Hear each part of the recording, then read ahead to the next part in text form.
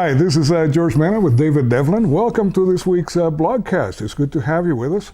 As you can see, we're right behind the American Magic Guild studios, ready to talk to you about a topic that I think is interesting. It has to do with using cards for mentalism. And these are going to be for the beginner to intermediate, mostly beginner. And we're going to show you some effects. Then we're going to talk to you about how to do some audience management and angles and a few things like that. Mm-hmm.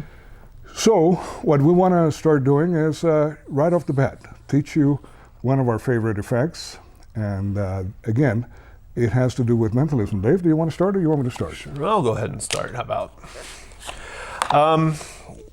Okay, just why don't you do me a favor and shuffle up the cards. I won't even look. It doesn't matter. I've seen the trick anyway, so. It's one of yours, right? Or no, Okay. No, this is a classic, and there was all right, and then we'll just... $3.95 shot to hell. Anyway. There you go. Thank you, Martin Nash, for that. Okay. That's my beginner's cut there, which actually is my expert cut. I only know how to do them one way. All right, so what I'm going to do is I'm going to go through the deck here, and I'm going to find a couple of cards that I'm going to use as predictions.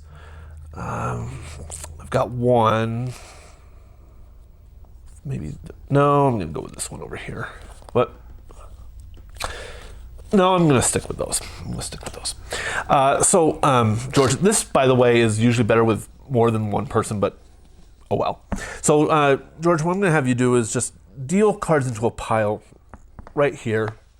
And whenever you want, you just stop. Stop on impulse. Are you sure you want to stop right there? Stop right there. Okay.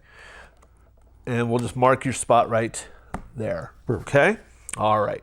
Now, this is where the deck would be given to someone else. Right. And they do exactly the same thing. They just deal a pile of cards right there, stopping whenever they wish.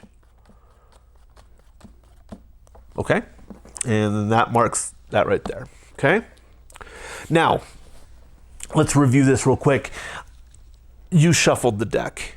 You could have shuffled even more if you wanted to. And right. I just took out two cards that I thought might be significant in some way. Maybe not obvious right away, but maybe later on, like right now.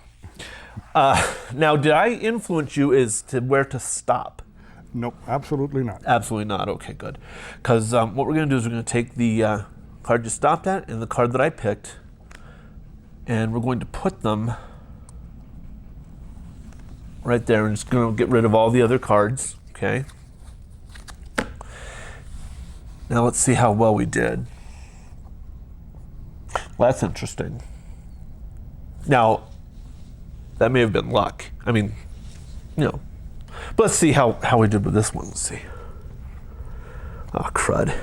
This doesn't work every time, guys, but this time it did. Well done. Thank you. Excellent. That's a very good one. The one I'm going to do for you right now, it's one that is one of my favorites. And what I would do to begin is I would write down a card that is going to be my prediction. In this case, my prediction is going to be the 6 of diamonds. And I would write 6 of diamonds on one of my business cards, put it in an envelope, and put it in front of the person for whom I am performing. Actually, if there's more than one, which is preferable, I will give it to another one of the spectators, and then I would simply show that all the cards are different, a regular deck. I mean, we can keep going here. And here is the fun part. So basically, Dave, we've predicted a card. You already know which one it is. What I want you to do is to tell me to stop wherever you like, whenever you like. Right there. Right there? Mm-hmm. This one or this one? That one. This one. We'll put it down there. We'll take our cards. And then at this point, I would have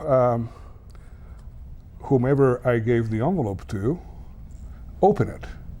And I would say, Dave, the purpose of this effect was to see if we connect mentally at some level. And I think we've been able to do that. I predicted that your card what's going to be? Could you reveal it? 6 of diamonds. 6 of diamonds. And then, Dave, would you turn over your card? And It's the 6 of diamonds. 6 of diamonds.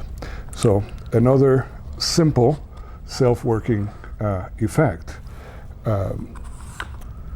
Obviously, all of these effects are effects that we'll be teaching through our American Magic Guild Academy, through videos, and you will learn not only the handling, but how the effect is done. And as we were talking before we started taping, there are many variations to doing some of these effects. This one, any card at any number, can be done in a variety of ways. Gemini Twins also has a variation called Gemini Calling, and you would learn those, which are quite easy to perform. But if you're just starting out, you want to have effects that are powerful, yet easy to do. Because one thing that is important is the performance. Don't you agree? Oh, that's to me really the most important thing. There's a thing I used to do, still do it, but not as often. When I would do walk around gigs, especially, there was 2 tricks that I did. They were both exactly the same, but because the presentation was different, nobody realized it. You want to see it?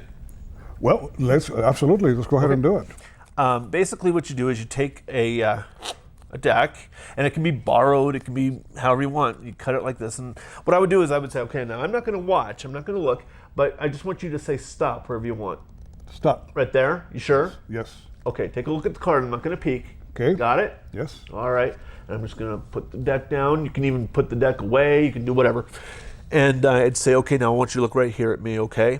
I want you to think of your card. Keep it right there in your mind. Ace, 2, 3, 4, 5, 6, 7, 8, 9, 10, Jack, Queen, King. Ace, 2, 3, 4, 5, 6, 7, 8, 9, 10, Jack, Queen, King. It's a Jack. Yes, it is. It's a Jack. Okay, so clubs, hearts, spades, diamonds, clubs, hearts, spades, diamonds, clubs, hearts. It's the diamonds. It was the Jack of diamonds. Absolutely. Okay. Now, I'll show you the other thing. It is the exact same trick. But I would say, okay, I'm not going to peek. Go ahead and just say stop. Stop. Right there. All right, take a look. Got the card. Okay. Okay, I'm not peeking. Put the deck down. Now, I'm going to ask you a series of questions. Okay. And you can either tell me the truth or you can lie to me. Okay. It's up to you. I'm going to see if I can catch you in a lie. Was your card red or black? Black. That's the truth. That's the truth. Very good. Was it a club or a spade? It was a spade. You're telling the truth again. That's good. Was it a number card or a picture card? Number. You're telling the truth again. Yes. Was it a high number or a low number? We'll say above 5 is high, below 5 is... It's high. It's high. Let's see. Yep, you're telling the truth again. What do you know? Was it the 6 of spades? No. That's true too. Was it the 7 of spades? It was the 7 of spades. You're right. See, now it's much more entertaining if they lie to you eventually. But Mr. Honesty here just couldn't... I'm just kidding, George. Remember, magicians, we lie for a living. That's true. That's true. But actually, I'm going to show you what would have happened if he had lied. The way I performed it is I would say, was your card, let's say it's still the 7 of spades. Was your card a red card or a black card? A red card. You're lying. Instantly, you're lying. And I would really force on them, you're lying, because it would catch them off guard. And people would squeal, especially the women. They would just, oh! Now, that was the same trick done twice. And people would drag me around to their friends, do this one. And it was just like, okay, sure. That's an excellent one. Now, Yep. Let's go and show them another one. And Okay. Dave, what I'm going to do, and this one, again, is usually better if we have more than 2 people. Mm-hmm. And just a little simple little shuffle there. Another little shuffle. And brand new cards, can you tell? Yeah, I can hear them screaming too every time. Okay, so Dave, here are your cards. Okay. What I want you to do is to shuffle them down, one on top of the other, One on top of the other? Yeah. Okay. And by the way, you can do it from the middle, from the bottom, wherever okay. you like. How about some from there, some from down here maybe, and maybe a couple from top, and we'll take a few from the middle. How about right there? Okay. Excellent. All right. Well done. So I'll take those. Okay. And I'll get them out of the way. So now, will you take those again and split them into 2 piles, left, right? Just like back and forth? Yeah, back and forth. Okay.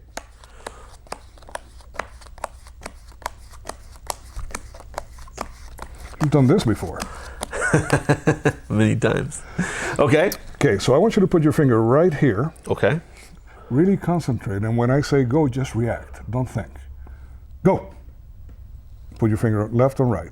Oh, you said react. I was like, well, react. What? React. Okay. Ready? Here's a good example. If you don't give the complete instructions, things can go awry. So Okay. when I say go, you'll react. Don't think about it too much, and move your finger on top of the left or the right pile. Go. Perfect. So we're going to take this one out, and as you can see, different cards, but you chose not to use those. So which card did you decide to put your finger on? Jack of spades. Jack of spades. Will you show the camera that in fact that is the Jack of spades, and as you can see, all these cards are different. You could have stopped any place that you wanted. Okay. So I have this other deck of cards here, and I would have this in the hands of another spectator. There's an old saying, X hits the spot. Mm-hmm. And I believe that that is true. Would you mind pulling the deck out? Sure. Okay. And would you mind spreading the deck out? Face down? Face down, and see if you see an X on any one of those cards. Not so, no. Not so. Okay.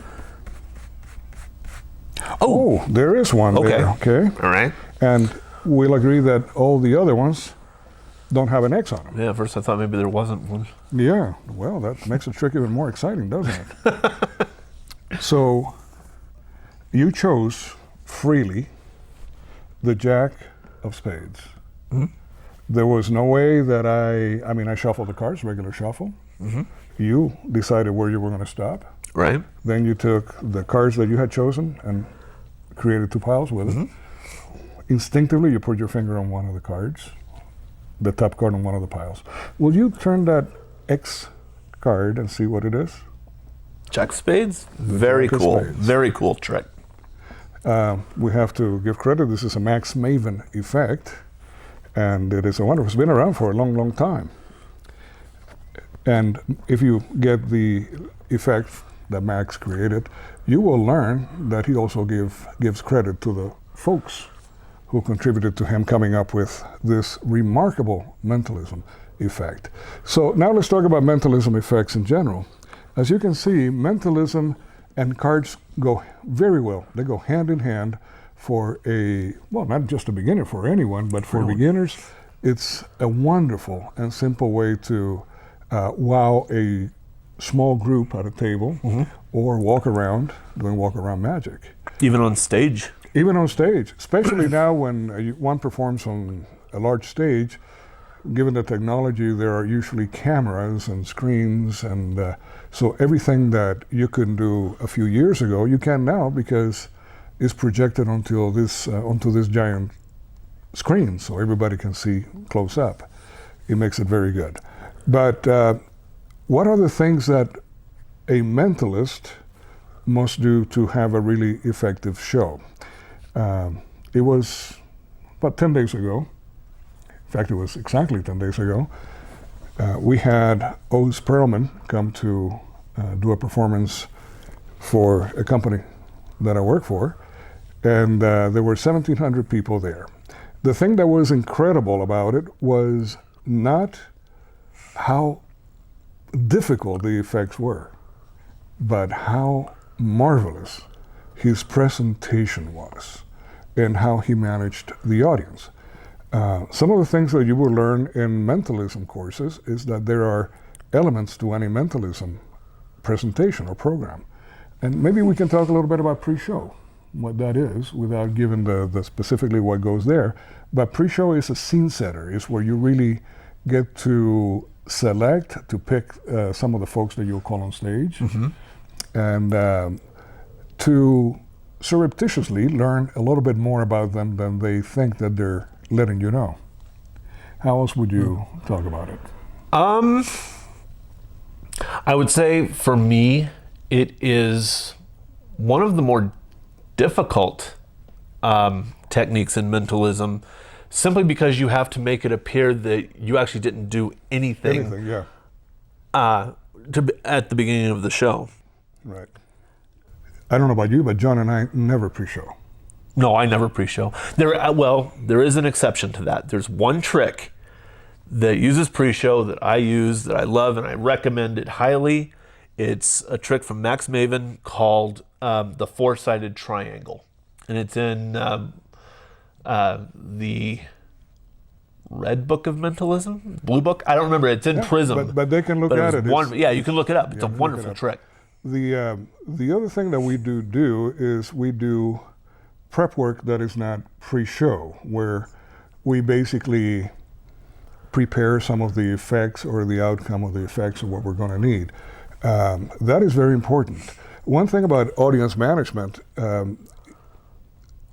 if you're a magician and you're on stage, you're used to being on stage. If you're not, such as the members of the audience, you can have some interesting moments.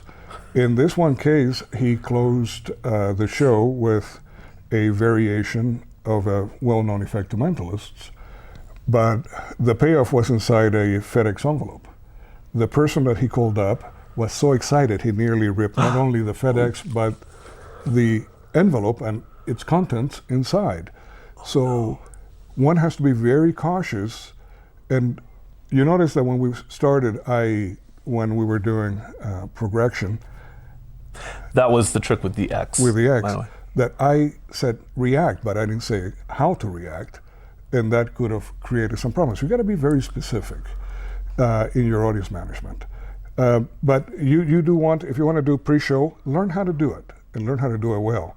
Then number two, if you're going to prep, and do it early enough that that's not a concern. Do it way before you do the sound check and everything else.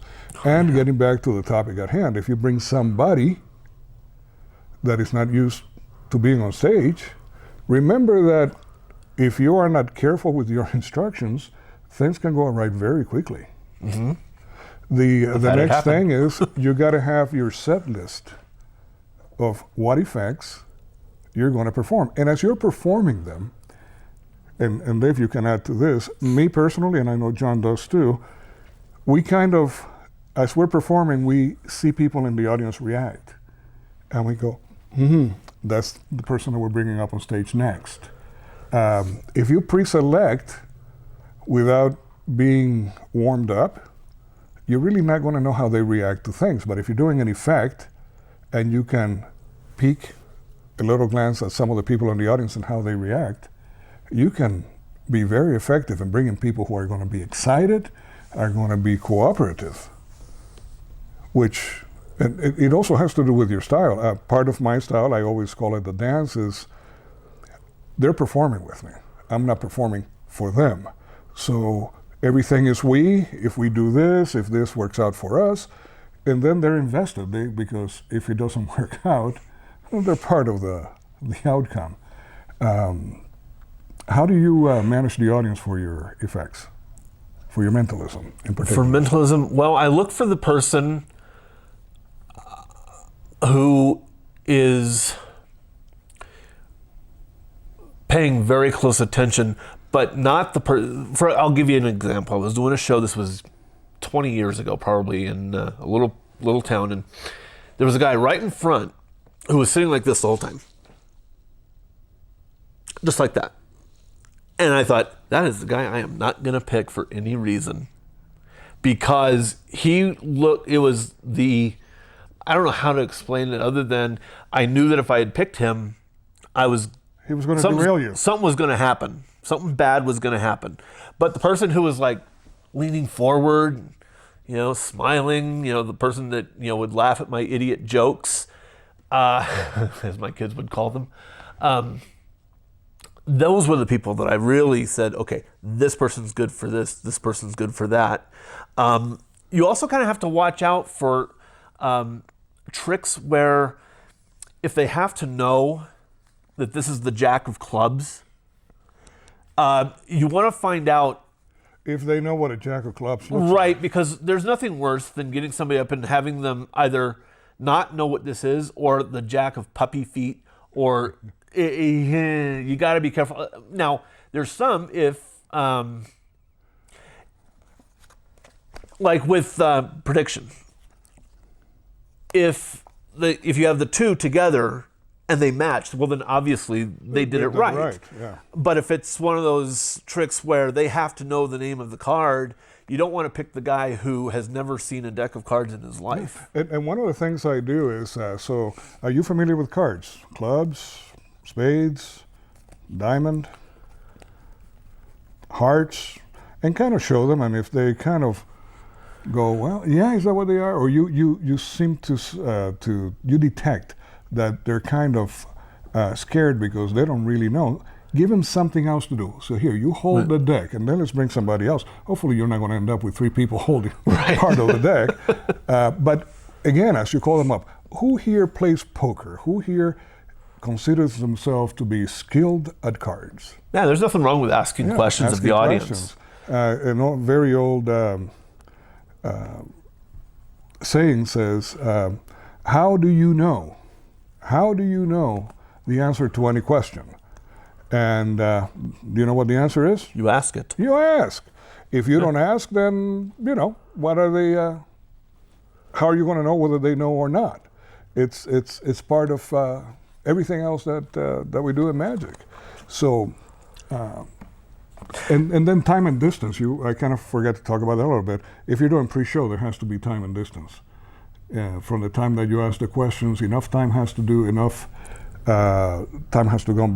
by, and other topics covered, so that they don't. You can't just talk about one thing and then all of a sudden your mentalism, that's what you're going to talk about. Right.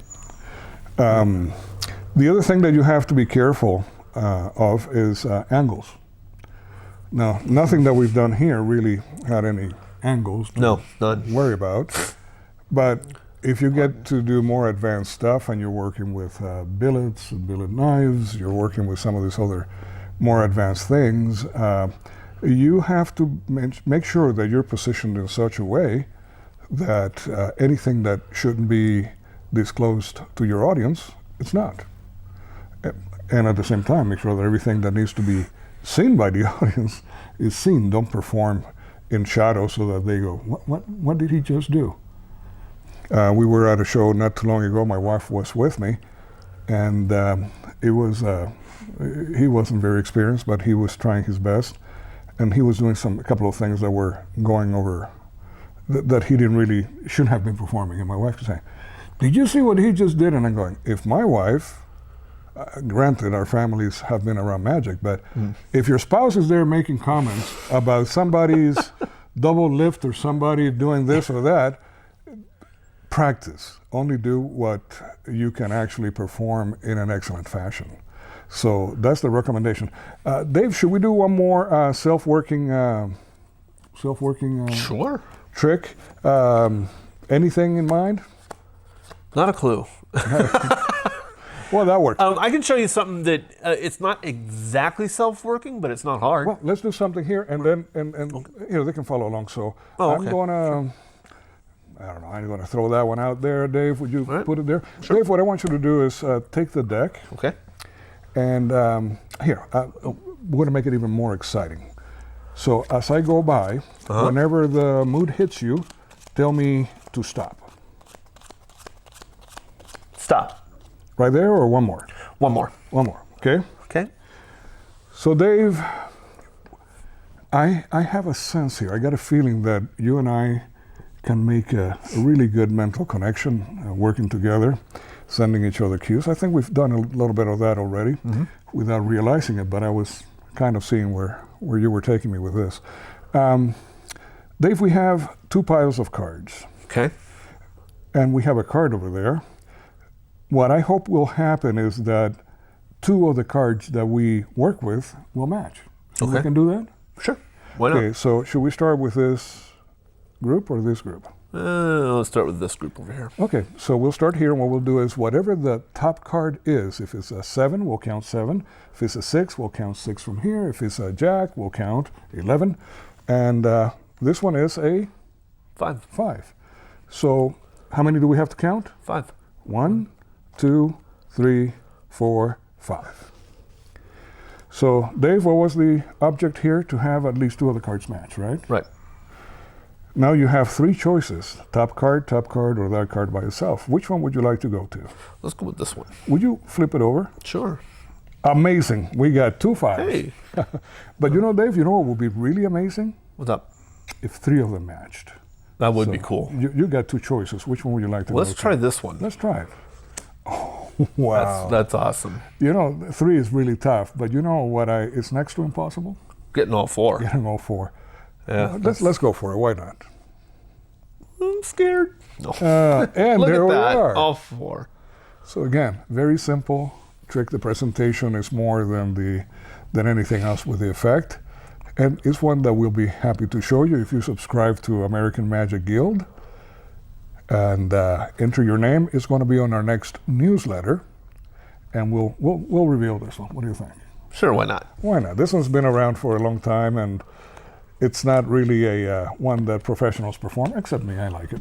I love this trick. This is a great trick. Well, we'll think about divulging it. What do you think? Probably say, yeah, divulge Yeah, it. you're probably saying go ahead. So, go ahead. So anyway, this is Except for the magicians who use it. the magicians who don't do that. So hey, thank you for joining us. Let us wish you the happiest of holidays.